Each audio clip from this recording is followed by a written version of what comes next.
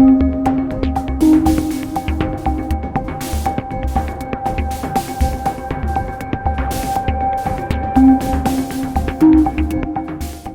the past several weeks, we've spoken with several people who have provided leadership and guidance to our university community during the coronavirus pandemic. From medical personnel like Rebecca Dutch to university administrative members like our Executive Vice President for Finance and Administration, Eric Munday. Today on Behind the Blue, we want to bring in one of our other leaders from the Big Blue Nation.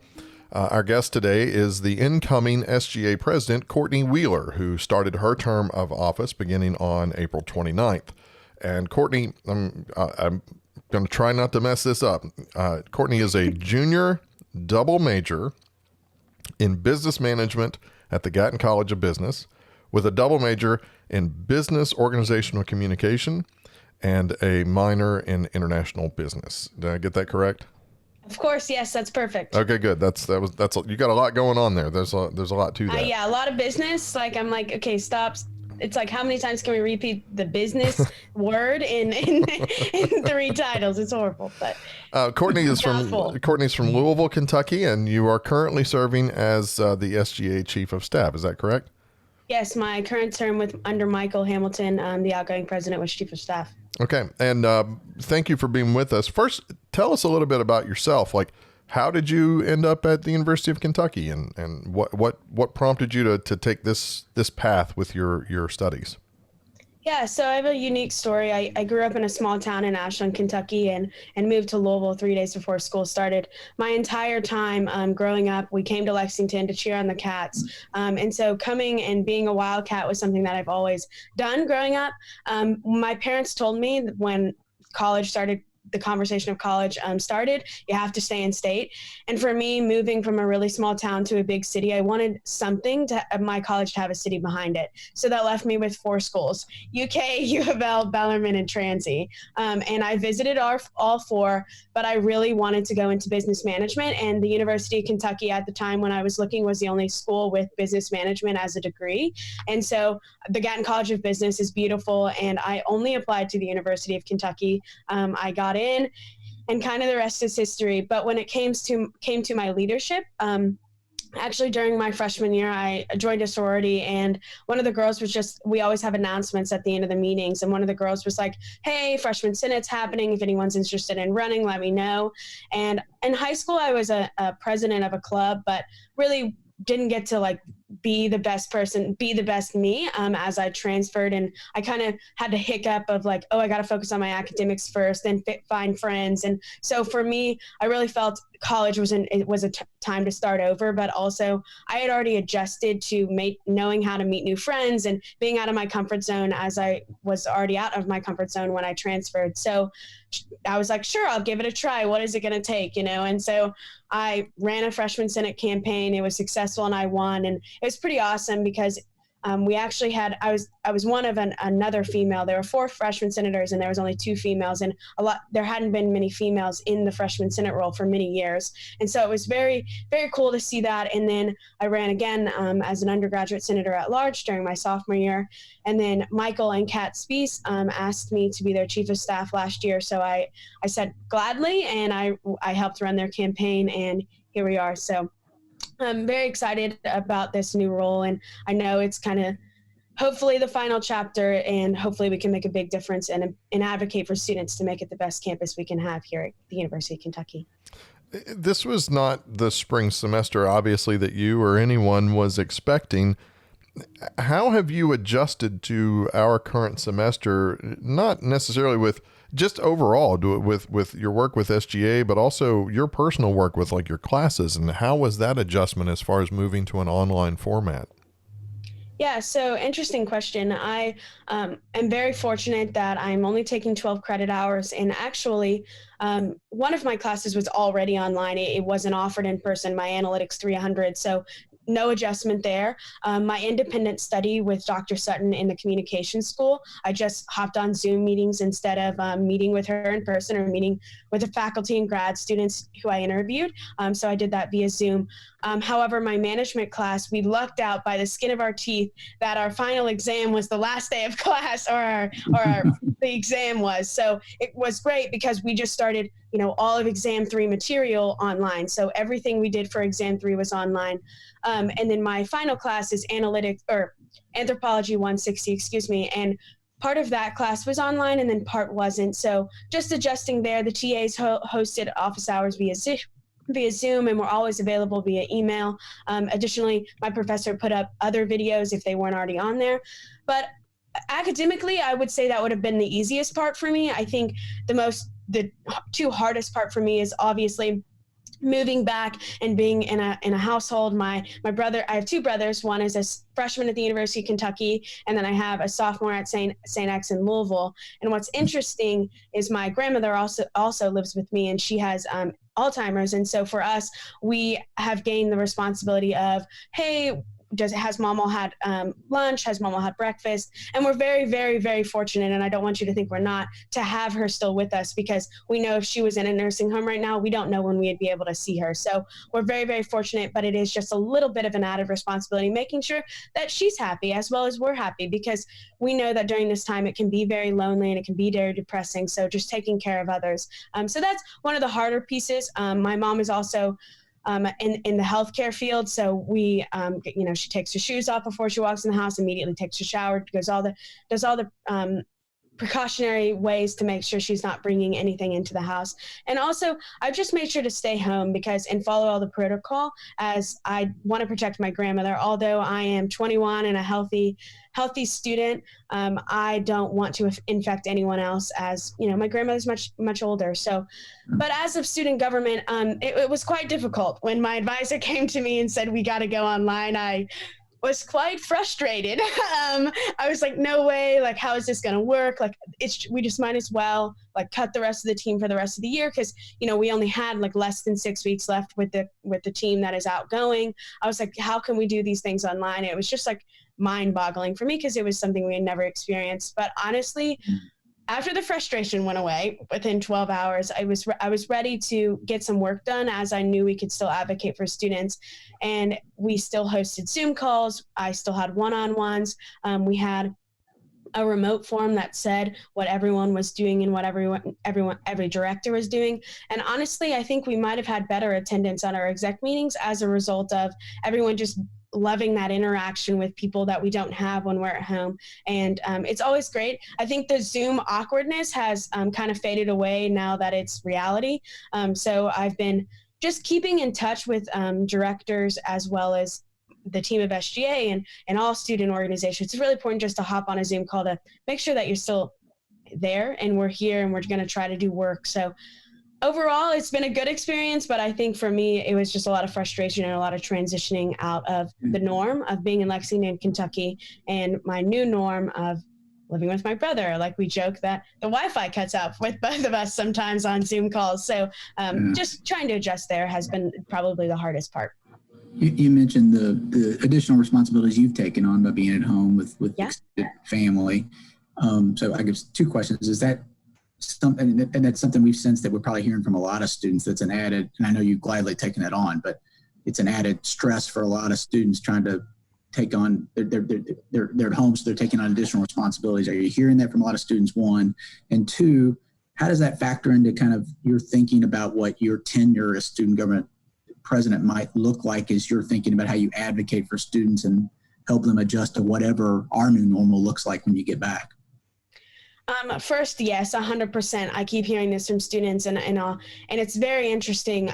During my kind of transition time between Chief of Staff and Student Body President, Michael has taken me to a few meetings with Dr. Turner and President Capilouto, and they both have asked that question to me as well. And not even going outside of my norm of who I talk to, meaning my friends, and not even specifically trying, I still hear from my friends. I mean, one of my directors, they have a farm, and I believe Midway or Versailles, and he's expected, he took all of his classes pass fail, and his family's expecting him to work on the farm. I mean, it's time. If you're home, you got to work on the farm, is kind of the way it goes. And I have another friend of mine who's in pharmacy school and lives down in Perry County. And when the storm hit, her parents own two businesses and very well off. And, they didn't have power for 5 days. And if they would have had anything, they would have had power. I mean, And those are two very fortunate students to have the ability, whose parents, yes, that's added responsibility to work in the family businesses or to work on the farm. But I think about, those are just fortunate students. What about all the unfortunate students who have circumstances not living in a safe household, or are dealing with, my grandmother's in the early stages of Alzheimer's. So what about all those students that are now a dependent, or dealing with, or handling their children now? And I think a lot of employees and faculty can attest to that as well, is a lot of added responsibilities. So I definitely think that one of the best decisions the university made, and it came out of University Senate Council, was allowing students to go pass fail. I think, and I think almost every college is allowing it, and it's not so. Maybe I'm a very fortunate student and I can sit at home and work on all my schoolwork and still get that A, and gladly continue to do that. And I'm so glad we didn't mandate pass fail so they can do that. But for those students who have that added responsibility to work on the farm, or to not have power for 5 days, or deal with a loved one, like, it gives them that opportunity to not have that additional stress of, oh my gosh, I'm going to lose my GPA this semester, or lose my scholarship as a result of the GPA, because I have these added responsibilities. Or, there's parts of the state of Kentucky that don't have Wi-Fi that's strong enough to Zoom. And so, even when I'm very fortunate in the small town in Ashland, Kentucky is not that small. And so we have great TV, great internet. But my grandmother on my dad's side lives in Rush, Kentucky. And we joked for years we can never have cell service out there, let alone trying to stream a movie. Like, it's not happening. So I think, for me, going into my SGA president, depending on where we are, I think it will be extremely important to reach out to not only like students who are in my circle every day, but also probably posting more things on social media, asking students on the SGA page, obviously, asking students how they are adjusting. I think even when we come back on campus, it's not going to look the exact same. It's going to look, we're probably going to have to wear masks. We're probably not going to be able to have lecture halls of 500. Again, none of these things are for certain, but just thinking about what possibilities could happen.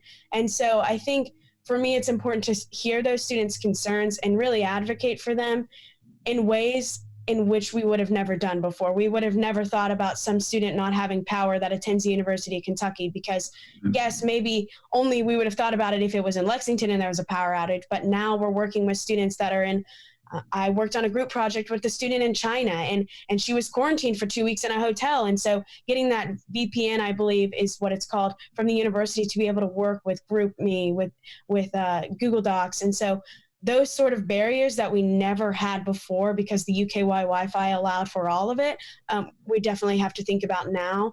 And I think it's just a mindset of how can we help students now where we're not on campus, but that doesn't mean advocating for student stops, because honestly, it continues every day in what we do. That's good. I'm sorry.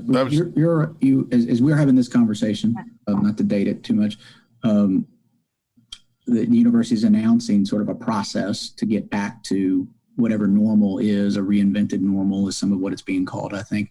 And you, Courtney, are on one of the teams that has been formed to think through some of the scenarios and contingencies that are going to have to be thought through.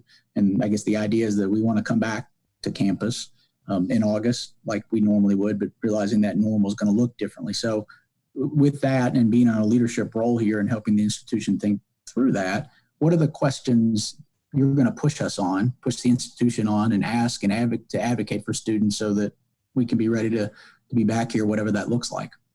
I think instead of a question, this is what I keep saying in the meetings, the strategic meeting that I'm on, is if we come back to campus, we have to be prepared for students to live their normal life.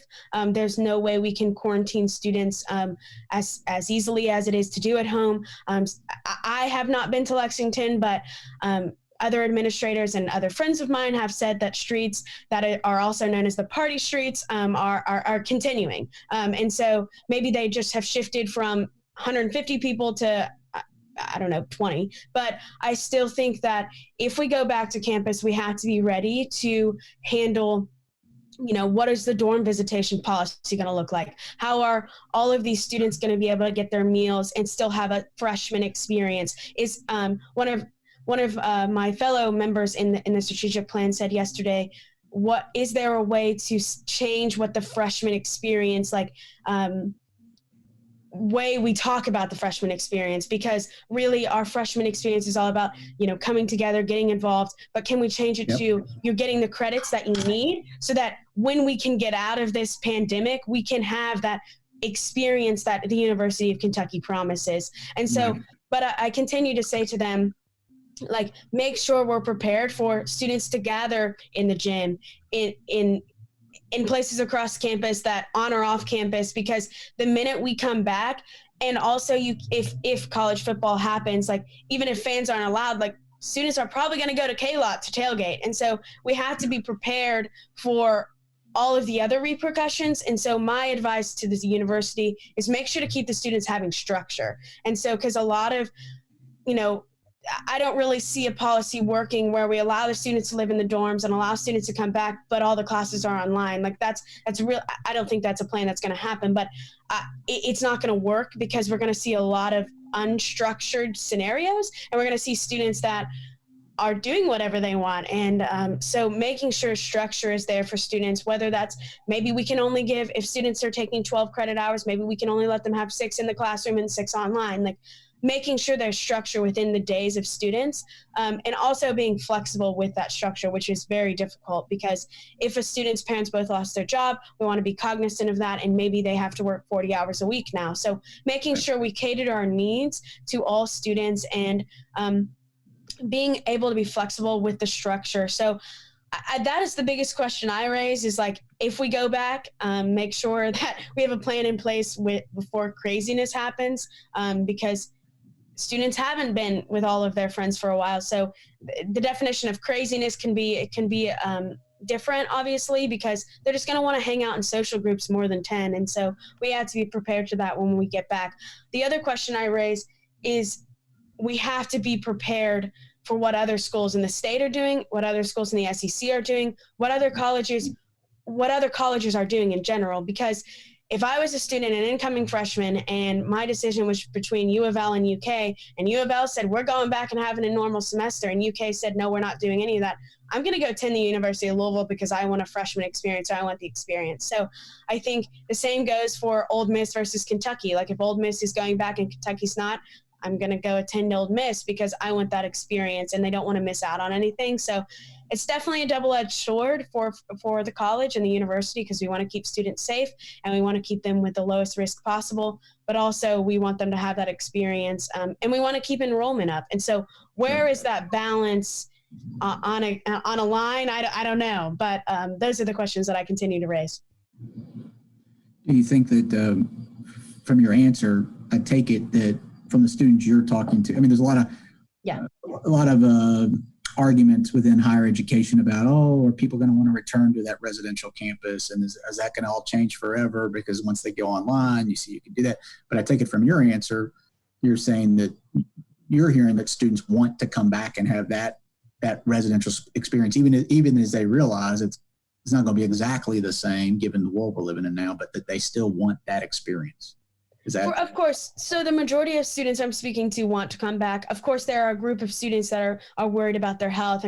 I have 2 of my best friends have our immunity is very, very low. And honestly, they cannot come out until this is as great as, or honestly, as best as we were, or very, very close to know that, or they know what they can do to stay safe so they're not stuck in the hospital for a month, et cetera, et cetera. So it's crazy that I actually experienced that, because I'm like, if I can deliver grocery store to your door, let me know, because I know you can't come out. So obviously the majority of students are ready to come back. I think from what I have seen and what I have heard and what I've talked about, it's the added stressors at home and the added responsibilities at home that really drive students to want to come back. But most importantly, in my experience, and maybe different students have a different experience, there's nothing like learning in the classroom. There's nothing like hands-on experience. There's nothing like learning from a professor with different experience. I'm a student that excels in the classroom, and online setting is very difficult for me. So I think that is what a lot of students are feeling. And also, if I wanted to go to online school, I would have chosen a different, like I could choose any school to go online, but I wanted to choose the experience of the University of Kentucky. I wanted to choose taking my classes there. I wanted to experience walking into the Gatton College of Business or the Gatton Student Center. And I think the reason why students are afraid to come back are just that health factor risk of what if this university doesn't do it and we do, and those sort of things. So I think the fear of the students that don't want to come back are the reasons because maybe the CDC won't recommend it, or maybe every other governor said no way and this year said yes. Again, don't think those things will happen, but like that sort of reasoning. I think they want scientific reasoning to go back. And so I think, yes, majority of students want to go back. You've obviously had a lot of time to kind of think through this and talk through this with other people within SGA. Do you think that your experience with student government over the past several years of kind of the way you've worked your way up through and now to being chief of staff, and then, you know, incoming president, like, has that informed you as to like how you're able to kind of craft your decisions and craft your plan moving forward, your adjustments? 112%, like 110%. I mean, like, when I came into the university, I came from, again, a very small town and a limited experience in a big city. And so for me, diversity looked very different, like 112% different. When I was in Ashland, Kentucky, it was socioeconomic status was the only diversity that I saw. And so for me, I had to learn from freshman year until now, and I'm still learning. That doesn't mean that I'm not learning now. Like, what does really diversity, inclusion, and equity mean? And those words would have never come out of my mouth as a freshman, and me be able to answer questions on them. And what I've learned throughout the whole time is, and I continue to, as I continue to advocate for students, is I'm not going to know your experience hands-on. I can tell you about my life, about my experiences, and the struggle of transferring and those sort of things, but I can never experience the things that other students have experienced on campus. So what I can do is I can listen to them, trust them, tell administrators on the issues, and advocate for them. So that's my duty, that's my role. And even that's my role on the board of trustees, even though I'm a business major and might think that X, Y, and Z might be best for business, it's about advocating for students on the board. So it's not about maybe my decision, it's about what the students want. And maybe every student but me doesn't want to come back to campus in the fall, then I have to tell the admin they don't want to come back. So I think it's about talking to as many students and being in as many student-led groups as possible to be able to get that feedback, but also continuing to learn about what other students experience, because my experience is very unique and very different, and there's no way to advocate. The only way to best advocate for students and best advocate for anyone is to learn more and to listen more. And so those are the things that I'm challenging myself to this year. You recently published an article on the communications website that I wanted to bring up. I mentioned it to you earlier, but I wanted to talk about it. The article was about helping the most vulnerable members of our community during media coverage of mass trauma. And in particular, tell us a little bit about that. That in particular, it was about shooting events, correct? Correct. So the article that I wrote, I interviewed Ellie Catherine, who is a grad student out of the College of Communication, and she is focusing on, I believe, two shootings, the El Paso shooting and a shooting that was in Pittsburgh. And the shootings, in the way that I interpreted it from her, was the shootings were linked to, kind of can be linked to the same method as acts of terrorism. And so what she watched, and which was very unique, she watched all of the major 6 news stations without any sound, just glimpse of images of what are they saying and how are those affecting people. The FBI came out with don't say the shooter's name unless we haven't found that person. More than so many times in a news screening. And she found over and over and over that that's not followed. That guideline isn't followed. So her research is about, and her interest is about, and her passion is about finding out how those affect people. So, I think there's going to be a lot of research, and this is just my thoughts. There's going to be a lot of research that comes out to literally everything we do right now. If you turn on the news, if you turn on your phone, you turn on Facebook, you turn on Instagram, you see something about COVID-19. I mean, the NFL draft, my brothers were joking about it last week. I mean, there's still commercials about COVID-19, and we're trying to draft the new NFL. So everything you do has something to say about Rona, COVID-19, coronavirus. I mean, the virus, the pandemic, everything you do, you can't go hours unless you're just outside in the yard with no media without seeing any of those words. And so I think what is interesting and how we can kind of link this article to where we are in the pandemic is, how is the pandemic going to affect the most vulnerable? And I think, just as she talked in her article, how are the shootings and the media portraying the shootings and the shooter and the victims affecting the most vulnerable? I mean, I know from experience, watching my grandmother, like, we can't watch the news all day because it's depressing. And she keeps saying, like, the first 2 weeks of this whole pandemic, I mean, they just keep talking about how high the divorce rate's going to be. And I'm like, okay, Mama, like, you know, there's more to say than just, there's more to talk about than just like how high the divorce rate's going to be. I think about when I was going into this pandemic, I kept telling students and my administrators who were, and my advisors who were talking to me, you know, this isn't about trying to focus on the pandemic. It's about keeping everyone safe and also enjoying the experiences that we are having at home. Like, I'm a junior in college. Like, I'm going to be a senior in the fall. Hopefully we'll get a job afterwards or go to grad school. Like, my plan was not to stay home all summer. I was supposed to be living in Lexington all summer, advocating for students in my office and on campus all summer. And that's unable to happen. So why don't I take this? I don't want to take this for granted, this opportunity to live in this house, have family dinner every single night, work out with my mom, you know, redo a bathroom with my brother, those sort of things, plant mulch. I mean, you don't plant mulch, but lay mulch, plant plants. Like, these are all opportunities that in a normal world that we used to live in was not as possible, because we had a birthday party here. Oh, we have to go out to dinner here. Oh, we have to go to the grocery store and spend 5 hours there, or 3 hours there. I mean, oh, we have to do this. Oh, we have to do this. And now life is so simple, and life is at its simplicity, as simple as it can be. And so I think for me, it's about enjoying these opportunities that you might never get again. I might never live at my house with my family members unless someone is really ill. Like, I told my mom during this whole thing, I said, you know, I need to not take this opportunity for granted, because if I would ever live with you again, it would probably be due to one of us being really ill or just unforeseen circumstances. So I think it's about enjoying the moments and living in the moment rather than trying to get 8 steps ahead. And I'll be the first to admit that's easier said than done.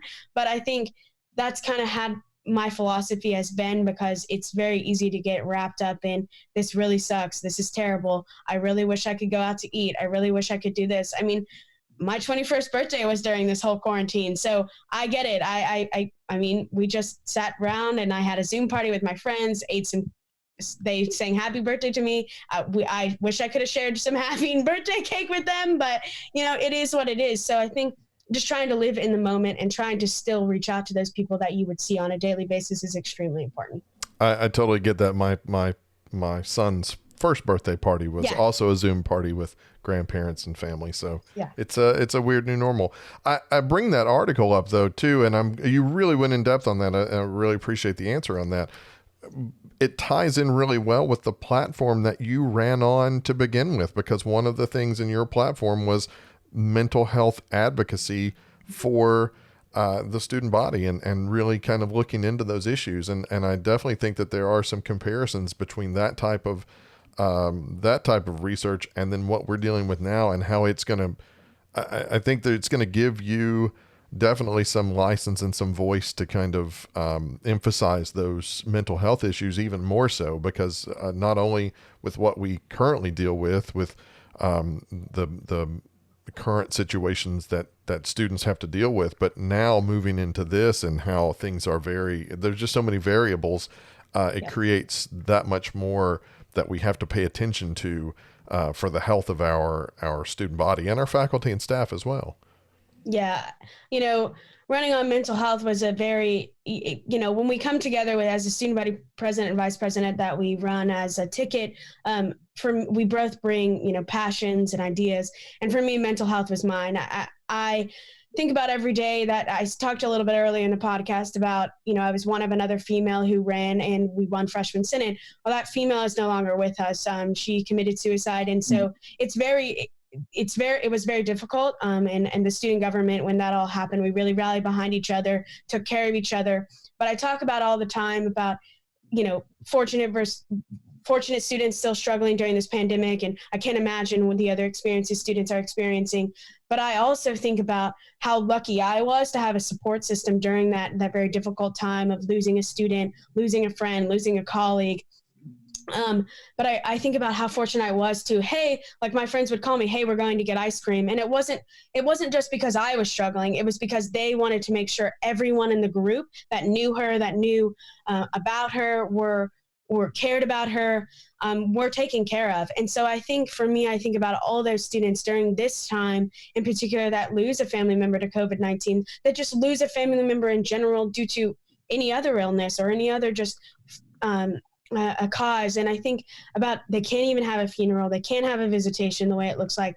They don't have access to walk into Frazee Hall like we have now.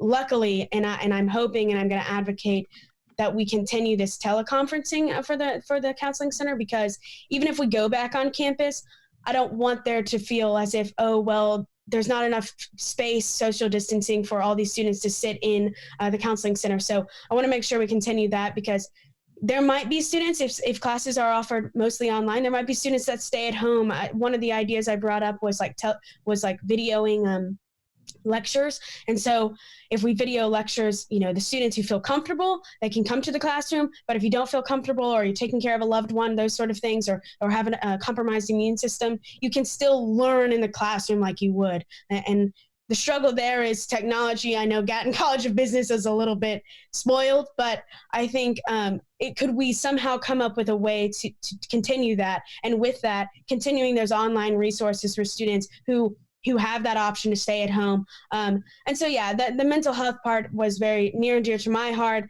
And it's been very interesting because the girl, I know I derailed and I'm coming back, but the girl whose student who passed away, her mother created a foundation, Ray of Sunshine, and she had all of these events planned to go all across the state to talk about and tell Taylor's story, talk about the acronym SMILE, which is just positive energy, understanding about emotions, those sort of things. And she's no longer able to do that, obviously. And so some of her friends and colleagues encouraged her to go live. And it's interesting when one person is actually vulnerable about how they are truly feeling, not how Instagram makes you feel, but like how they are truly feeling.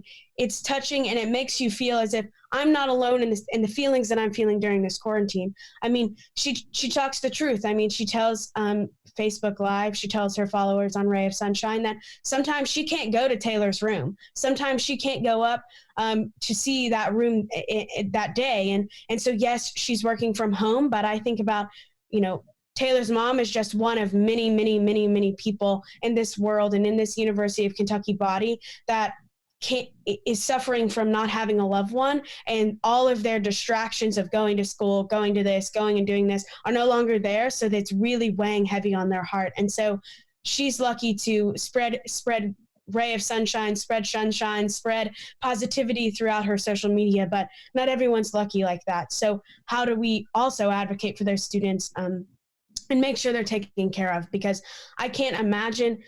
I'm lucky to have all these people surrounding me, and yes, maybe sometimes they can get frustrating, but I think about maybe those international students that are still in their dorm rooms, stuck there, and they don't have anyone. They're not able to go back to where their home is because there's no flights. So how do we advocate for those students, and how do we make sure they feel welcomed and feel as if UK is their home during this time of not able to have an individual in their room, not meeting like a colleague or a student, as Jewel Hall is one student per bathroom. So that means one person per dorm room rather than having two. So right. those are the sort of things that I worry about, and making sure students have those resources of the mental health in the counseling center are extremely important, as well as the VIP center. Well, I know, mental health had been a focus for you, but also for campus, and thinking about how we could improve it and enhance what we're doing. And I know in some ways coronavirus has probably exacerbated some of the concerns and issues that students may have. But at the same time, you're talking about ways use of technology that we've had to do because of this virus might be part of a solution or part of another tool that students could have. Are there other things you think we're learning out of this crisis that when we do come back might make us better at what we do? Are there ways to be better out of this that you're thinking about in terms of your work you're going to be doing with students on their behalf? So I definitely think that there are going to be lots of changes that come out of this. I mean, I'm in the business world. I want to be a business management. I was telling one of my colleagues in the Gatton College of Business, I think people are going to work from home more than ever before. Right. I think that airfare and traveling for business, because you have maybe your headquarters is in Lexington, Kentucky, but you have plants all over the United States or all over the world, quite frankly. I think they'll do more teleconferencing. But when it comes to students, I think this time during coronavirus has made students feel they're most vulnerable they ever have. And so I think it's brought up the biggest concerns have been amplified. And so I think, I definitely think that compared to other universities, the University of Kentucky has handled this situation greatly.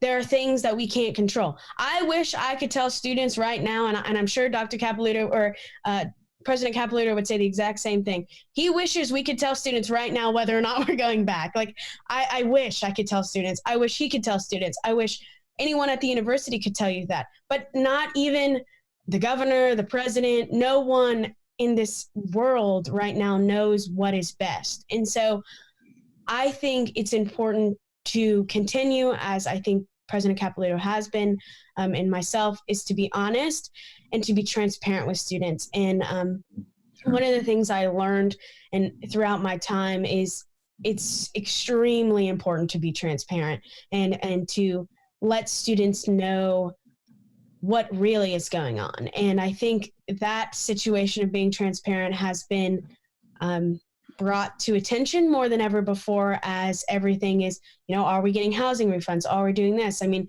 I think the university did a great job. Obviously, there's going to be criticism. I mean, that's just what happens. But I think when you compare it to other schools that, Berea College just shut their doors and said semester's over, the grade's the grade. And yes, they got to have a graduation, but you didn't get to continue the rest of the semester that you had. Or you have other schools that are like mandated pass fail. Well, that's not very fair to the students that are still able to do their academics and succeed. I mean, we have to reward them for what they've done. So I definitely think that under all circumstances, we've done a great job. I think the most important part is just to continue to reach out to students. I think our call campaign that we did was something, and are doing, we're not finished yet, is something that is definitely necessary. And obviously not every student's going to answer, not every student's going to call back, not every student's going to need something, but for those 4 students or 8 students or 25 students that we can impact them, that's why we do the work that we do. And so I think, letting them have access or telling them about the Learn Anywhere website, letting them know that the counseling center is still functioning, those are ways we can save lives. And to me, during this pandemic, it's about saving lives and not just saving lives on the forefront, the healthcare workers. It's about saving lives mentally, physically, and letting them know that it's okay to not feel the happiest during this time, but it's also important to try to stay active and try to reach out to those that you care about the most. Is there anything that we haven't touched on or pointed out maybe about this upcoming year that you feel like might be important to touch on? Some things that you, in addition to the things that we've already talked about that you're going to be working on, some things that you are looking forward to kind of incorporating in, if we do go back to being kind of normal. What are some things that you have in mind that you want to incorporate into your term as president? Yeah, so obviously I ran on some pillars, but during my time and thought process over not to say the reason why I ran is not still so important and near and dear to my heart, but I also want to focus on two main things within student government, and that is transparency and data. I think a lot of times as a student government, we say we support all students. Well, we have no data that provides we support all students. And so for me, I want to, we have some services called the legal services, the Wildcat Wardrobe, the Wild Cab. And so I want to analyze those and see who we're serving and see who we can continue to reach out to and see where we need to figure out how we can reach out to those students at all. Because during this time, it's extremely important to offer our services, to offer our legal services, to offer the Wildcat Wardrobe more than ever. And so I think in addition to transparency, data, I want to have, Michael jokes all the time, you might be the first president that goes online. And I'm like, okay, Michael, that's not very funny, but all right. But it's important to also have contingency plans if this ever happens again. And so one of the things we're currently working on and hoping to launch next week is the Wildcat Wardrobe is going online. Which we're very, very excited about. Although not every student might have their internship this summer, or might not have their job that they need to go to. It might be still online, and they might have to dress nice from the shoulders to the waist or the head to the waist. And so making sure those students feel comfortable in what they're wearing. And so the billing office approved us to be able to mail items to them if requested. So from JCPenney's, they allowed us to go tax exempt as well as Amazon. So we'll ship the clothing straight to their house. And also, we're just trying to think of ways, like after the pandemic, if we go back in the fall, how is the wardrobe, can we still function? Like, do we go get all the clothes dry cleaned before they come into our wardrobe so that we definitely know that they're clean? So I think transparency, the data, and who are we serving, obviously, and so we can really support, like when a board of trustees ask me or an administrator asks me, who do you serve in the Wildcat Wardrobe, I can tell them, like, so many students we served, this is the reason why we still need it, or this is why we need in the future, why we need to maybe move it to a different office as it's kind of grown out of student government's realm, or we need to continue putting more money towards the Wildcat Wardrobe. So data is very important. Transparency, I think, is extremely key, especially during these times of coronavirus. And I think it also makes our life easier, as Zoom allows to Facebook Live. So we can now Facebook Live the link. And so all students can watch. Honestly, anyone in the world can watch. So I think that's helpful. Keeping clear and concise minutes that will be updated on the website, as well as BB Involved, which is a platform for student organizations to use. And so I think those sort of things are extremely important, so that if a student has a question or concern about what student government is doing, it's easily accessible for all students to see, and they can shoot me an email. They can, if possible, come to my office if that's allowed in the fall. And so I think it's about keeping record of what happened and how we normally function during all the things that pre-corona, and how are we functioning post-corona, but how did we function during corona is going to be extremely important, because who knows, we could have another pandemic like this in 20 years and they can look back on what we did during the 2020 school year. So excellent points. Well, we don't want to take up too much more of your time. You've been very, very gracious to give us this time today. Courtney Wheeler is the incoming SGA president at the University of Kentucky. I think that our student body is in good hands. I think they should feel confident with you in your leadership role there. You definitely have a plan for things, and it's been good to talk to you about that. Thank you so much for being with us. On behalf of Jay Blanton, UK's Chief Communications Officer, I'm Cody Kaiser with UK Public Relations and Strategic Communications, and we thank you for joining us on this episode of Behind the Blue, and we will see you soon.